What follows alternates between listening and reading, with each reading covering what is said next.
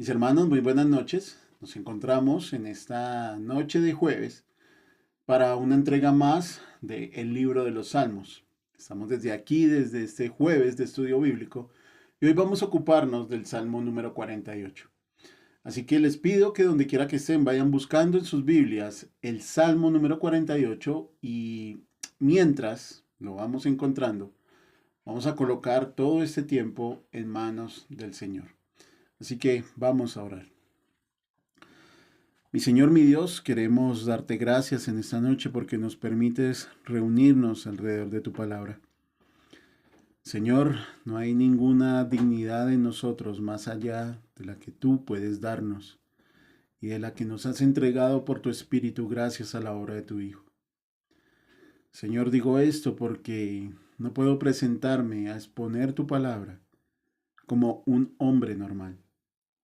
Te pido, por tanto, Señor, ser investido por tu poder en esta noche. No para que haya en mí algo de qué alabarme, sino para poder glorificar tu nombre, Señor, en medio de esta perversa generación, como dice tu palabra. Te pido, por favor, que mis hermanos, de igual manera, Señor, tengan la visita de tu Espíritu Santo y que esta palabra ministre sus corazones, sus vidas. Señor, ayúdanos a tener los pensamientos correctos conforme a tu palabra. Te pido también, Señor, que nuestras emociones sean las correctas para poder, Señor, relacionarnos contigo y que nuestra práctica sea la correcta, Señor, para que todo esto glorifique tu nombre. Bendice en esta noche nuestros corazones con esta enseñanza. Muestra, Señor, tu voluntad en medio de tu palabra y ayúdanos, Señor, como siempre es mi súplica, a poder poner por obra cada una de estas enseñanzas que se nos entregan. Nuestros corazones, Señor, podrán ser limpios a través de tu palabra. Solo el agua, Señor, de tu palabra puede limpiar nuestras almas, puede limpiar nuestras vidas. En esta noche, Señor, queremos ser limpios por tu palabra. Bendice cada uno, Señor, de los que tendrán acceso a este estudio. Tráenos exhortación, tráenos consolación, Señor, seguridad en nuestras vidas y el hecho de saber que tú estarás para siempre con nosotros. Gracias, como siempre, Señor, te damos. Y todo lo que oramos, todo lo que pedimos y suplicamos, lo hacemos en el bendito y precioso nombre de nuestro Señor Jesús. Amén. Muy bien, mis hermanos, vamos a tener la lectura del Salmo 48. Voy a leer desde la Nueva Biblia de las Américas. Dice la Escritura. Cántico. Salmo de los hijos de Coré. Grande es el Señor y muy digno de ser alabado en la ciudad de nuestro Dios, su santo monte. Hermoso en su elevación, el gozo de toda la tierra es el monte Sión, en el extremo norte, la ciudad del gran rey. Dios en sus palacios se dio a conocer como baluarte. Pues los reyes se reunieron, pasaron juntos. Ellos la vieron y quedaron pasmados. Se aterrorizaron y huyeron alarmados. Se apoderó de ellos un temblor, dolor como el de mujer que está de parto. Con el viento del este tú destrozas las naves de Tarsis. Como lo hemos oído, así lo hemos visto en la ciudad del Señor de los ejércitos, en la ciudad de nuestro Dios. Dios la afirmará para siempre. Selah. Hemos meditado en tu misericordia, oh Dios, en medio de tu templo. Oh Dios, ¿cómo es tu nombre? Así es tu alabanza hasta los confines de la tierra. Llena de justicia está tu diestra. Alégrese el monte Sión, regocíjense las hijas de Judá a causa de tus juicios. Caminen por Sión y vayan alrededor de ella. Cuenten sus torres, consideren atentamente sus murallas. recorran sus palacios para que lo cuenten a la generación venidera. Porque este es Dios, nuestro Dios para siempre. Él nos guiará hasta la muerte. Amén.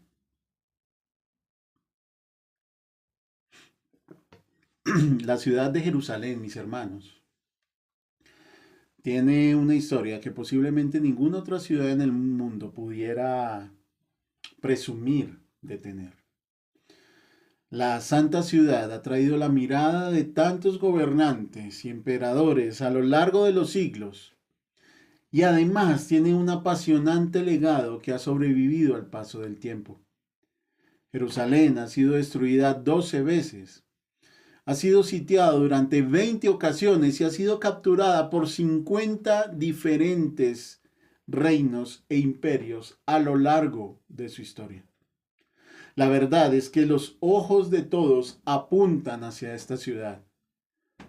Unos con admiración, otros con recelo, pero algo es cierto, y es que nunca pasará desapercibida. Hoy en día tenemos a Jerusalén disputada por tres de las más grandes religiones que hay en el mundo. Tenemos un mercado musulmán donde toda esa algarabía y bullicio árabe puede sentirse. También está el barrio judío, donde podemos encontrar esas ancestrales tradiciones hebreas que han trascendido a través del tiempo. Y obviamente hay una parte cristiana, donde todas estas reliquias y lugares sagrados nos remontan a los tiempos bíblicos. La ciudad de Jerusalén y el templo ha sido inspiración para muchos escritores, no solamente bíblicos, sino también seculares. Ha sido tema de muchos libros y canciones, como la que tenemos esta noche. Porque gran parte del Salmo 48 nos habla precisamente acerca de esta ciudad y del monte Sión, donde se erigía o se levantaba el templo. Esta ciudad es referenciada por el salmista como la ciudad del gran rey, donde Dios se dio a conocer como refugio en medio de sus palacios. La ciudad de Jerusalén, mis hermanos, es para el escritor una muestra del refugio y el poder de Dios. Por eso, no teme decirnos que Dios la afirmará para siempre.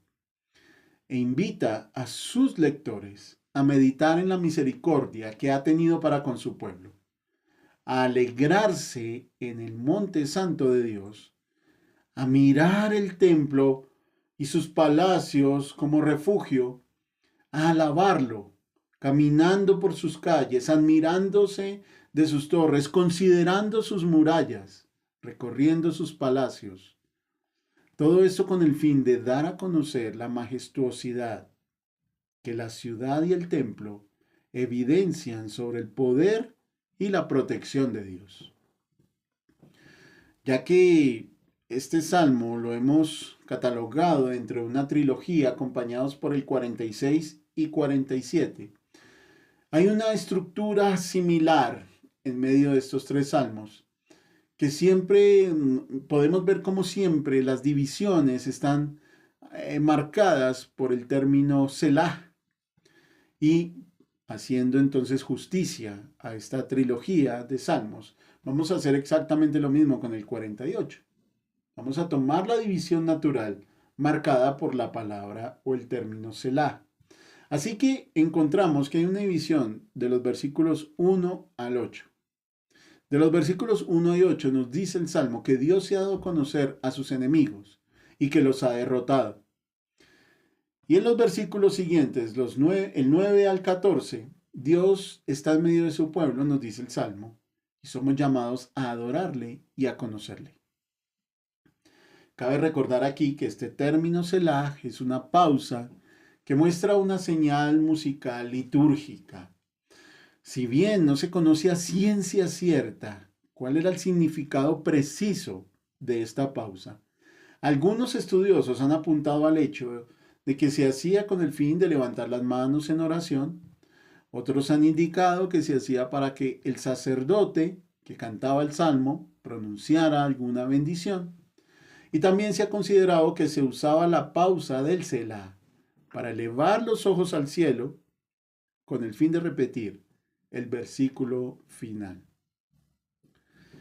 Mirando todo esto, mis hermanos, notamos entonces que hay un énfasis que salta a la vista dentro del Salmo.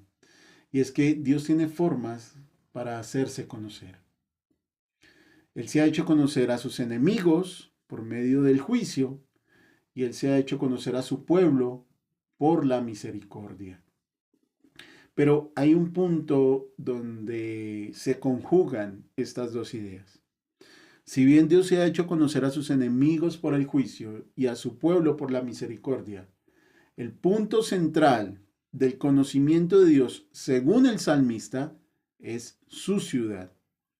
Porque los enemigos vieron la ciudad, y lo vamos a ver ahorita en el bosquejo, y se aterrorizaron por lo que Dios hizo.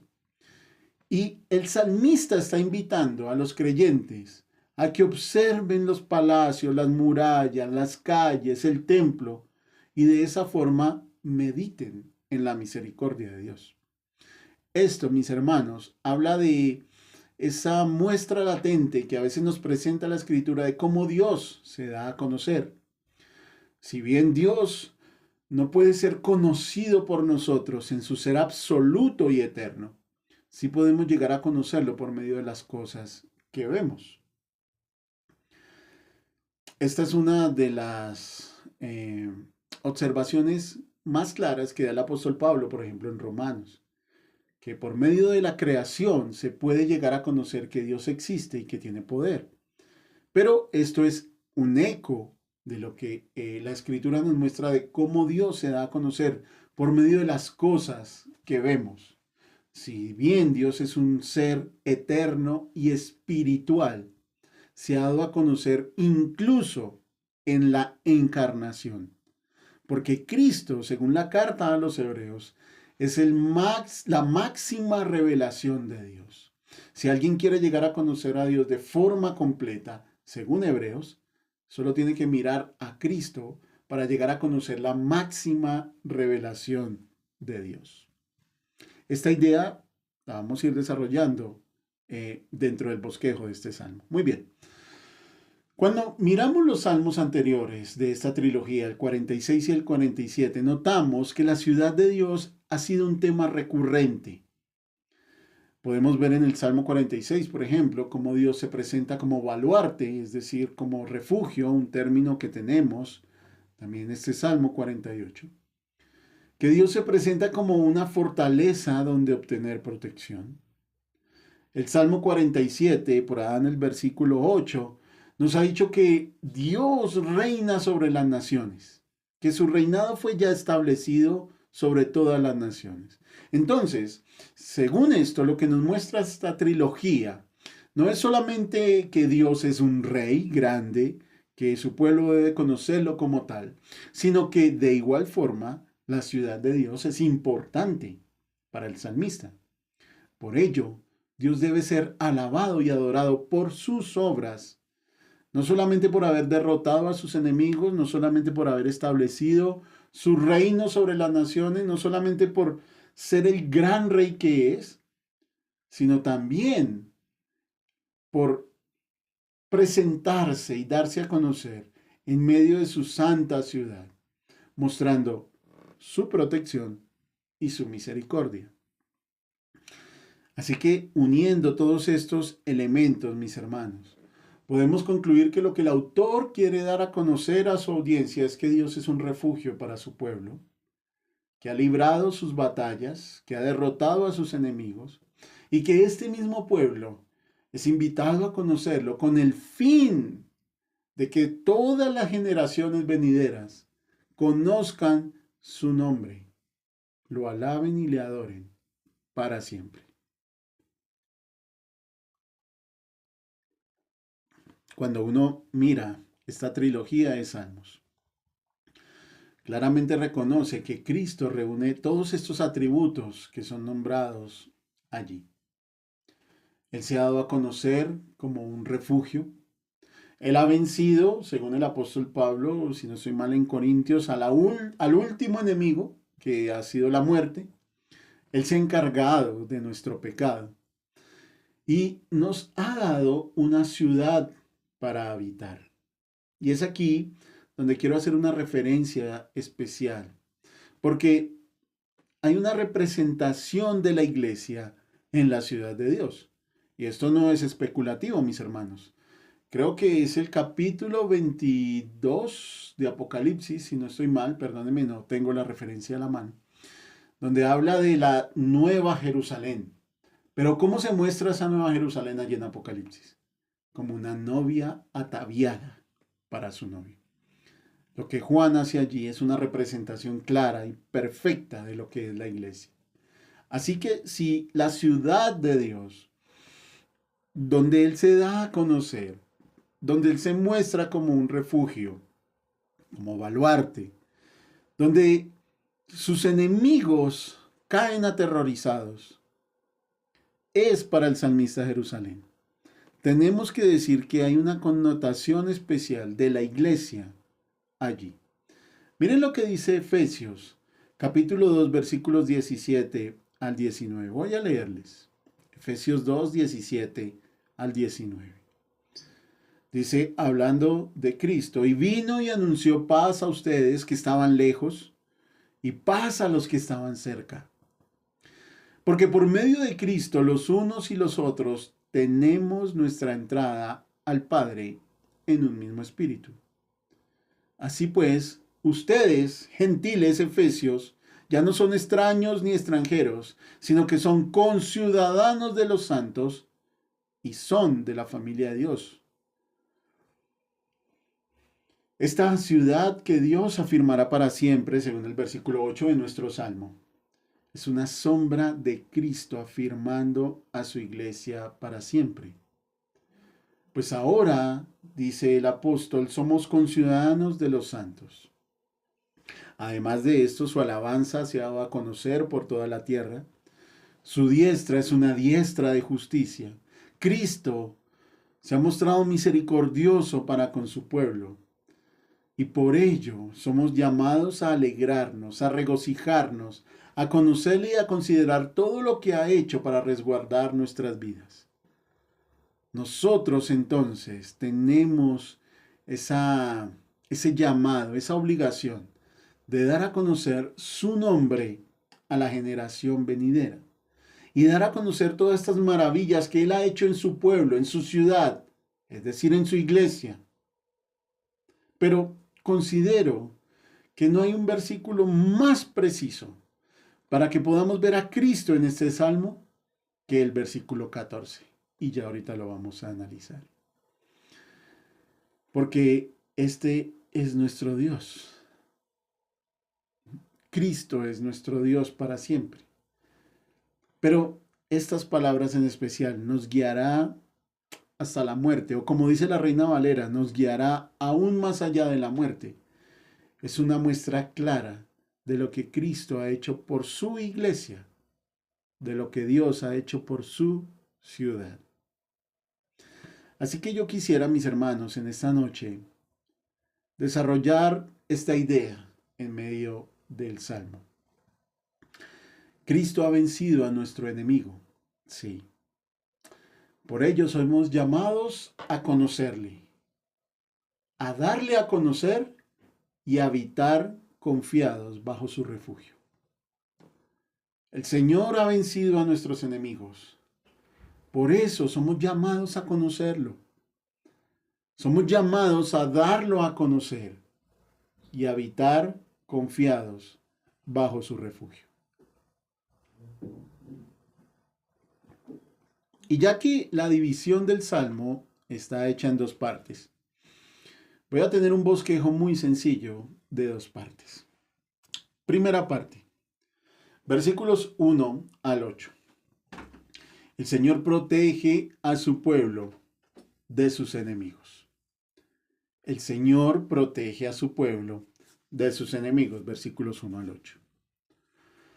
Nuestro salmo comienza con una fuerte nota de alabanza hacia el Señor y hacia su grandeza. Ese es el primer atributo que el salmista presenta acerca de Dios. Él es grande. Desde allí debemos entonces elaborar nuestra idea de la alabanza. Gracias. Mis hermanos, Dios merece toda la alabanza que su pueblo le da. Y nosotros lo hacemos no solo pensando en sus actos, sino también pensando en lo que debemos hacer para Él. Por eso es que el orden del salmista es importante. Miren cómo Él lo pone en el Salmo. Grande es el Señor y muy digno de ser alabado. ¿Qué quiere decir esto? Que la dignidad de la alabanza hacia Dios se desprende directamente de su grandeza. La dignidad de la alabanza hacia Dios se desprende directamente de su grandeza. Acto seguido a esto, el salmista nos va a hablar acerca de Sión. Sión es un monte que se encuentra en el extremo norte de Jerusalén, como también lo dice nuestro salmo. Pero una referencia histórica aquí es que David construyó allí su residencia real. Más adelante, cerca a Sión, en el monte Moria, se construyó el templo. Y todo esto, todo lo que rodeaba este par de montes, vino a conocerse como la ciudad del gran rey. Así que el salmista toma esa referencia geográfica de la ciudad del gran rey, donde está el monte Sión, el monte Moria, donde está la residencia real y la casa de Dios o el templo, para decir que toda esta ciudad no le pertenece a un rey humano, sino que es la ciudad del gran rey, es decir, la ciudad de Dios.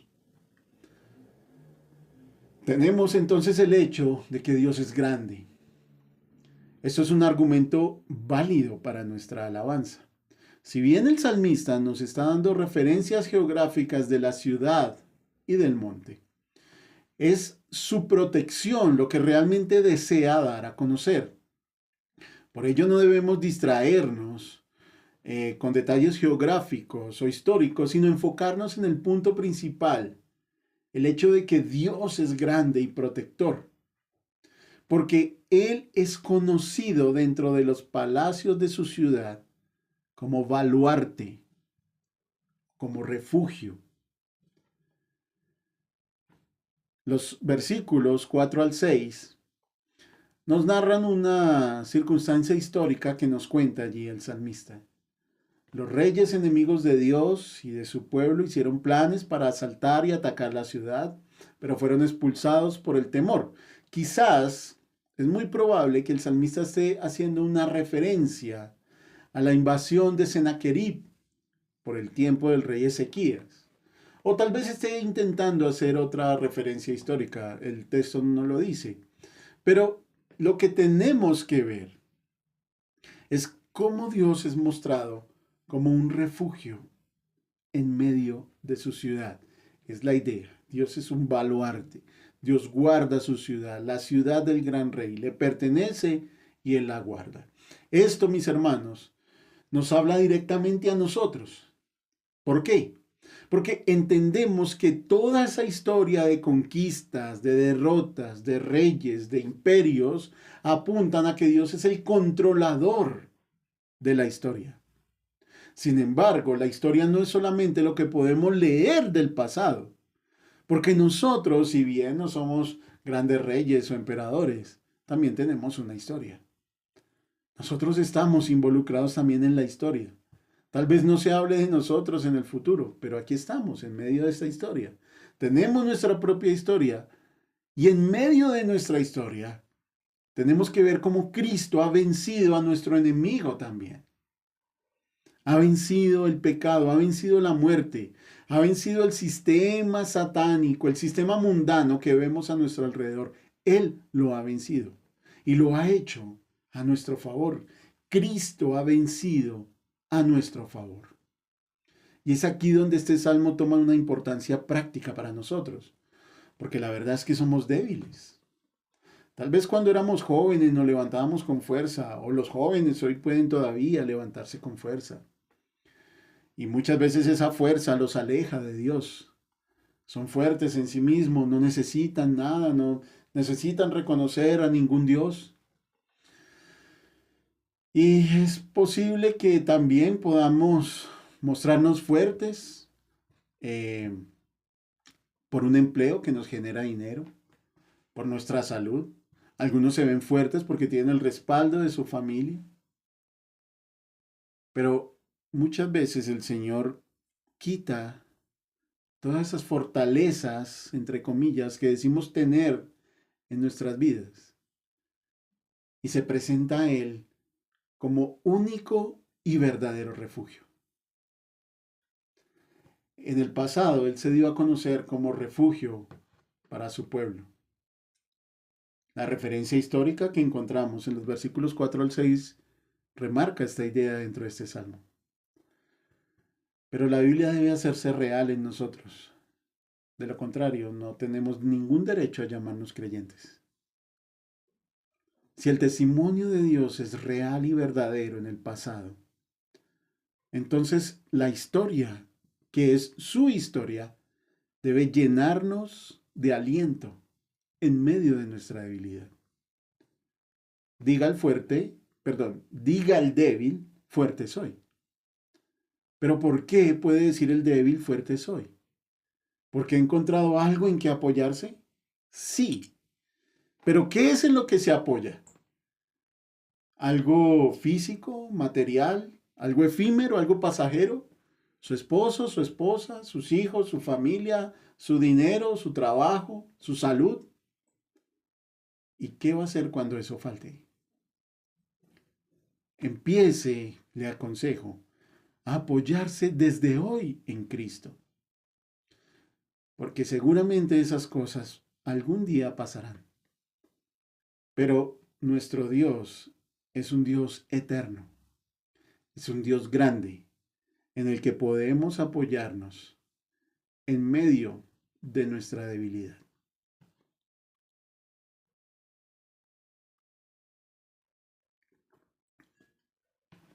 Nosotros, los creyentes, hacemos parte del pueblo de Dios. Somos los habitantes de la ciudad del gran rey.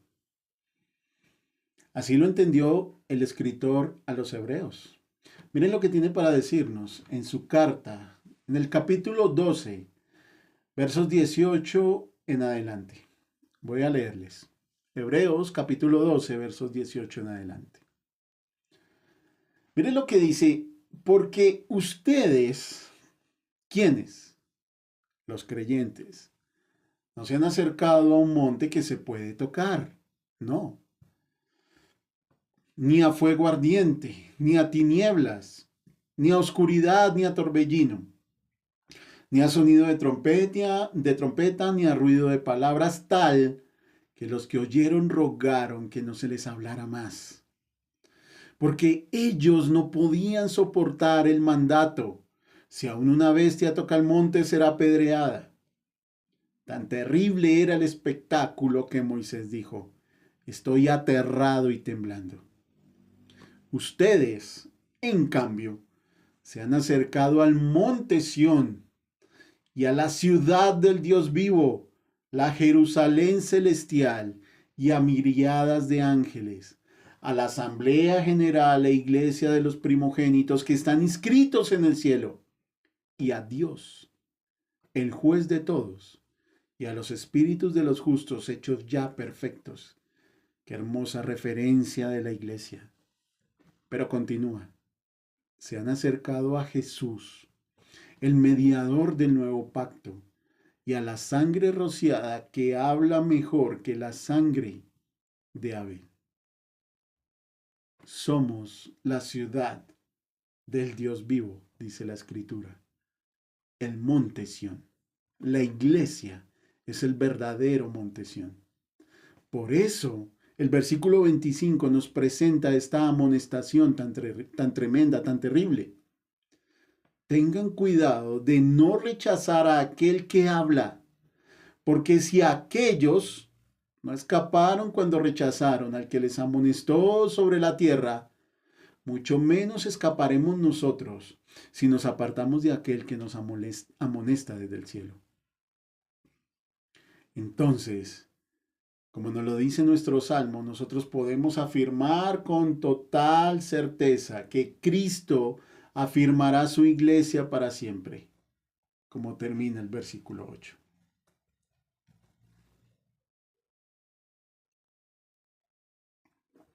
Segunda parte. Somos llamados a conocer al Señor y a darlo a conocer. Versículos 9 al 14. Esta segunda parte se desprende directamente de la primera. Si es verdad que Dios protege a su pueblo de sus enemigos, entonces somos llamados a conocerlo y a darlo a conocer. La protección de Dios nos hace pensar en su misericordia. Y la declaración del versículo 10 que nos habla de la grandeza del nombre y la naturaleza de Dios deberían estimular en nosotros las más elevadas alabanzas hacia Él. Nosotros como su pueblo debemos alegrarnos en su juicio y no temer que llegue, sino anhelarlo. También somos invitados a mirar la belleza y la fortaleza que Él ha puesto en medio de su pueblo, en medio de la iglesia. No en vano la declaración del Señor Jesús es clara, que ni siquiera las puertas del Hades, como usted quiera entender el Hades, muerte, infierno, ni siquiera eso prevalecerán contra la iglesia. Eso no fue algo que al Señor se le ocurrió decir porque sí, es una declaración verdadera. Es cierto. Una nota particular que encontré en medio de este estudio es que el palacio del rey en la escritura siempre representa al rey y a sus decretos. Siempre, siempre que usted vea palacio, está hablando no solamente del rey, sino también de lo que el rey decreta. Por ello es importante que entendamos que dentro de su pueblo no existen las ruedas sueltas. Todos estamos unidos por el decreto de Dios, por su palabra. Tenemos un rey en común. Todos los creyentes somos llamados a conocer a Cristo. Somos llamados a darle a conocer y a habitar confiados bajo su refugio. Y el último versículo, el versículo 14, donde, como les decía anteriormente, encuentro la referencia más directa a Cristo. Estuve estudiándolo porque hay diferentes versiones y diferentes opiniones sobre este versículo. Y encontré una traducción, que me pareció bastante singular. Dice de esta forma: nuestro Dios eterno e imperecedero, Él nos guiará por siempre jamás. Como les digo, dentro de los estudiosos hay controversia en cuanto a este último versículo. Algunos lo han traducido por siempre jamás, otros lo han traducido para siempre. En la Septuaginta encontramos que literalmente dice hasta la eternidad. Y en la Reina Valera nos habla de que nos guiará más allá de la muerte. En nuestra versión de esta noche, en la Nueva Biblia de las Américas, dice que nos guiará hasta la muerte. A veces el uso de las palabras pudiera ser un poco confuso. Sin embargo, yo me quedo con la Septuaginta, ¿saben? Hasta la eternidad. Así lo dice en la versión griega. Hasta la eternidad. Pero más allá de la controversia que pudiera presentarse en la traducción de este verso, la referencia es clara. Si Dios ha protegido a su pueblo, si Dios ha guardado a su pueblo de sus enemigos, si somos llamados a conocerlo, si somos llamados a darlo a conocer, si habitamos en su ciudad, si estamos refugiados por los muros, si las calles son hermosas y los palacios y el templo son de admirar. Entonces, mis hermanos, esto nos habla de una realidad que va más allá de lo material. Porque Dios es eterno y todo lo que emana de Él es eterno. Su palabra es eterna porque sale de su boca, no porque sea eterna por sí misma. Se vuelve eterna cuando sale de su boca. Nosotros tenemos vida eterna cuando nos acercamos a la vida que Él da. Todo lo que emana de Dios es eterno. Entonces, por eso me quedo con la traducción de la Septuaginta, nos guiará hasta la eternidad. porque es claro y entendible que hay algo más allá de esta vida material y eso es una realidad para nosotros. Hay algo más allá de la muerte. Esta vida continúa, ya no en este plano físico, si quieren entenderlo así, ya no en este mundo material, pero la vida continúa. Sea para salvación o condenación, la vida continúa. La guía y protección de Dios no es simplemente algo momentáneo y pasajero. No es cuando me van a robar o cuando va a ocurrir un accidente o cualquier otra cosa. La guía y protección de Dios es para siempre. No simplemente es un hecho histórico momentáneo, un paréntesis en la historia, no. Es para siempre. De ahí la invitación que el salmista hace es cuéntenlo a la generación venidera. Muéstrenle cómo es Dios, lo que ha hecho por ustedes, cómo los ha protegido de sus enemigos, cómo les ha entregado su misericordia. Muéstrenle a la generación venidera que Dios es grande. Por eso me gusta mucho cómo lo dice Isaías. Capítulo 2, versículo 2. Miren lo que dice Isaías. Acontecerá en los postreros días que el monte de la casa del Señor será establecido como cabeza de los montes. Se alzará sobre los collados y confluirán a él todas las naciones. Vendrán muchos pueblos y dirán, vengan, subamos al monte del Señor, a la casa del Dios de Jacob, para que nos enseñe acerca de sus caminos y andemos en sus sendas. Porque de Sión saldrá la ley y de Jerusalén la palabra del Señor. Él juzgará entre las naciones y hará decisiones por muchos pueblos. Forjarán sus espadas en rejas de arado y sus lanzas en podaderas. No alzará espada nación contra nación, ni se adiestrarán más para la guerra. Y en esta parte termina invitando a ese pueblo escogido diciendo, casa de Jacob, vengan y caminemos a la luz del Señor. Mis hermanos, todo esto apunta directamente hacia ese síndrome del cual padecemos todos nosotros, de olvidarnos de lo que Dios hace. ¿Saben? En ocasiones vivimos tan apresurados en nuestros días que a veces el Señor permite que pasen ciertas cosas en nuestra rutina para llamar nuestra atención a que recordemos sus maravillas, a que recordemos su grandeza y su protección sobre nosotros. En este punto caería bien recordar el versículo 8 de nuestro Salmo. Como lo hemos oído, así lo hemos visto en la ciudad del Señor de los ejércitos, en la ciudad de nuestro Dios. Dios la afirmará para siempre. Este versículo, de manera organizada, viene inmediatamente antes del Selah. Así que bien nos haría meditar sobre esto. Dios afirmará su ciudad para siempre. Dios afirmará su iglesia para siempre. Todos los creyentes, mis hermanos, tenemos esta maravillosa esperanza. Más allá de nuestras debilidades, más allá de lo olvidadizos que somos, de lo que Dios ha hecho en el pasado, más allá de esa cruel forma en que ocasiones nos dirigimos a Dios mismo, reclamándole muchas veces más bendiciones o más atención sobre nosotros. Él ha prometido mantenernos firmes. Él ha prometido afirmar a su iglesia para siempre. Cristo ha vencido a nuestro enemigo. Por ello somos llamados a conocerlo, a darle a conocer y a habitar confiados bajo su refugio.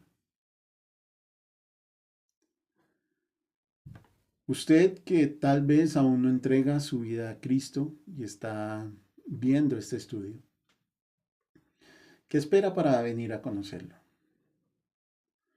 ¿Seguirá toda su vida oponiéndose a este gran rey? ¿Espera cosechar algo bueno de esa rebeldía, de esa oposición? Espero que su caso no sea tan lamentable como el de los reyes que se reunieron en contra del Señor y su pueblo. Aquellos mismos que vieron la grandeza de Dios, como nos dice el Salmo, y quedaron pasmados. Aquellos que se aterrorizaron y huyeron alarmados, de quienes se apoderó un temblor y sintieron un dolor como el de mujer que está de parto.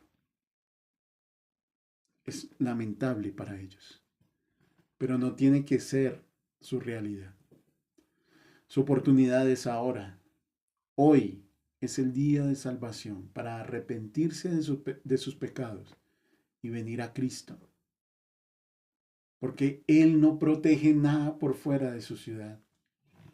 Él protege a su ciudad. Él protege a su iglesia. Mis hermanos, para concluir en esta noche, permítanme cerrar con estas palabras. Esta trilogía de Salmos 46, 47 y 48 nos enseñó que Cristo es el Rey eterno que cuida y guarda a su iglesia, que es un rey que causa espanto y terror frente a sus enemigos y que debemos vivir confiados bajo su amoroso refugio. Por eso, la invitación es a conocerlo y darlo a conocer sabiendo que Él va a estar con nosotros por la eternidad.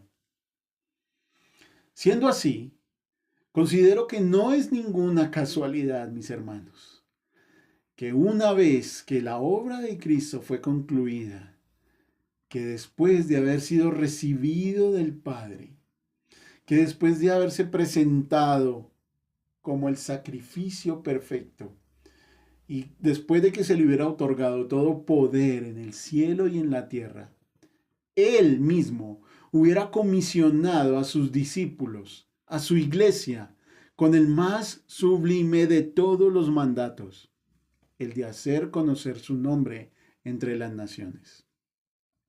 Sus palabras quedaron registradas para nosotros en el Evangelio de Mateo de esta forma. Toda autoridad me ha sido dada en el cielo y en la tierra. Vayan pues y hagan discípulos de todas las naciones, bautizándolos en el nombre del Padre y del Hijo y del Espíritu Santo, enseñándoles que guarden todo lo que les he mandado. Y recuerden, yo estoy con ustedes todos los días hasta el fin del mundo. El Señor ha prometido guardar a su iglesia. Cristo ha vencido a nuestro enemigo y por eso somos llamados a conocerle y a darle a conocer, a habitar confiados bajo su refugio y a entender que Él va a estar con nosotros por la eternidad. Muchas gracias, mis hermanos. Tengamos un momento de oración. Mi Señor, es verdad que tu palabra nos enseña y nos instruye de cómo debemos dirigirnos a ti. Tú eres el Rey grande, Señor, que habita en medio de su ciudad. Nosotros hemos sido llamados, hemos sido invitados, Señor, a ser parte de tu pueblo. Y es una gracia que no podremos entender jamás. Porque no estábamos listos para venir. Ni siquiera, Señor, queríamos entrar en tus palacios. Pero nos has sentado a tu mesa, Señor, como un acto de misericordia y de gracia sobre nuestras vidas. Señor, te pido que tu pueblo sea consciente de dar a conocer tu nombre. Te pido, por favor, que nuestra generación venidera conozca tu nombre y lo que has hecho en el pasado gracias a que hay un pueblo, una ciudad santa, encargada de dar tu testimonio en medio de todos ellos.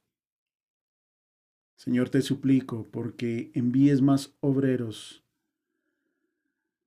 y que estos sean conscientes de la responsabilidad que tienen de llevar en alto tu nombre y presentarte, Señor, tal y como la Escritura te presenta.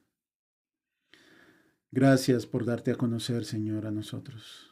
Gracias por darte a conocer a nuestras vidas, por invitarnos a ser parte de tu pueblo, por darnos refugio en tu ciudad santa, porque ahora estamos, Señor, confiados de que estarás para siempre con nosotros. Así sea, mi Señor. Amén. Muy bien, mis hermanos, como siempre la invitación para que este domingo desde las 7:30 de la mañana estemos participando del Día del Señor en la iglesia. Muchas bendiciones para todos, muchas gracias por su atención, nos encontraremos en una próxima oportunidad.